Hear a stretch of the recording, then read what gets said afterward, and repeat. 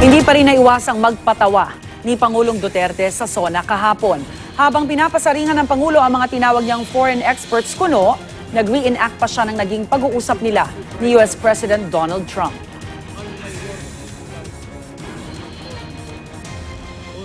Oh yes, Mr. President, I've been expecting your call. You're doing it all right. I'm doing the dead and this goddamn button falling away.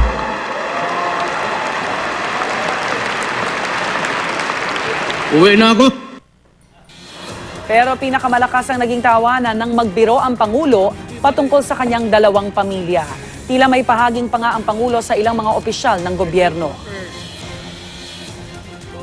Wala akong allowance, wala akong tinatanggap lahat except my salary. Tapos dalawang pamilya pa ang maghati. Ano mo masama niyan?